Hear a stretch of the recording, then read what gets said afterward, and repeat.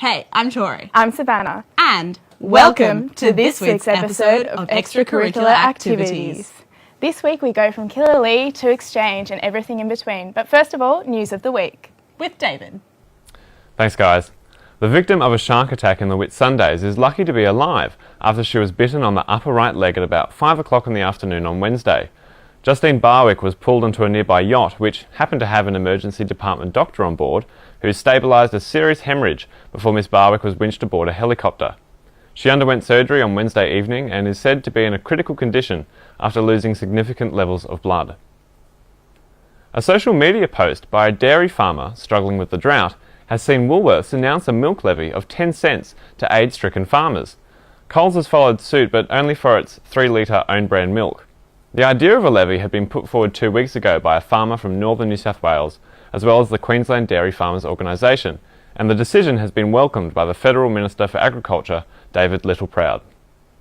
And, following on the food theme, Woolworths has also announced it will be removing sewing needles from its shelves as a precautionary step against the seemingly widespread needle in strawberry saga. Police are now investigating over 100 reports of needle tampering across the country, many of which are suspected as either copycat acts or hoaxes. The needles have also found their way into bananas and apples, so it's a real fruit salad at the moment. And on that note, back to you guys. Fruit salad. Good one, David. Well, you might have heard of Sculptures by the Sea in Sydney, but we have our very own Sculptures by Killalea. By Killalea, in fact. There you go, here in the Illawarra. I'm here at Killalea State Park for the Sculptures at Killalea, a free festival that lasts from the 14th to the 23rd of September.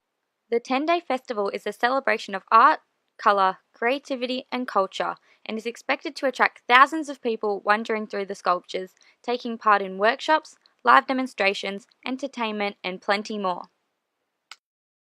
So this year it is the biggest event to date, so we've got 84 installations across 3 sites. So in addition to Killalea, we've also got works on show at the Shellharbour City Council Civic Centre and Stockland Shellharbour.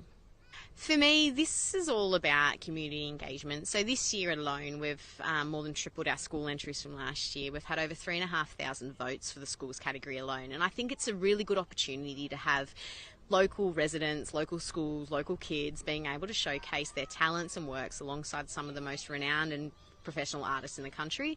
Some of these artworks and artists have exhibited at the pinnacle of festivals, and for us to be able to allow the community to not only just wander through, but to be actively involved in that is something really exciting. I've seen that some of the sculptures are pretty big. How do you get them in place here? Yeah, we have some really seasoned artists here this year. So a lot of these guys, some have come from as far as Tasmania to be here this year. So for the best part, these guys put them on trailers, trucks, and it is a bit of a travelling roadshow. So they do exhibit it in a number of different shows, and literally it's big kangaroos tied down onto trailers travelling up the Hume Highway. We've got over $10,000 in prizes. So the major prize was awarded at our launch on last Thursday night to Akira Kamada with his work Yura Yura, which has been installed down on the beach. So he walks away with $5,000. Our runner-up was Matt Hill with $1,000. We then do People's Choice, which is $1,000, and we've got the schools category. So each school's in the running for 2. In addition to that, we've got prizes for even just general people walking through the door each day and uploading their images to Facebook or Instagram.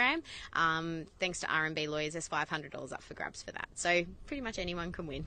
Have you got any events happening this weekend here at all? Yeah, so we finish on Sunday, so we sort of culminate with a huge twilight event on Saturday night. So from 2 till 7 p.m. we'll have beer, wine, food trucks kind of come in, set up, obviously live music and entertainment. We've got some live art happening. It's a really good chance to kind of come. We still get a lot of people see the works, but just sit and enjoy the view, the venue, and everything that Killalea as a site has to offer. Come on down, entry's free. The festival is open every day, all day, up until Sunday.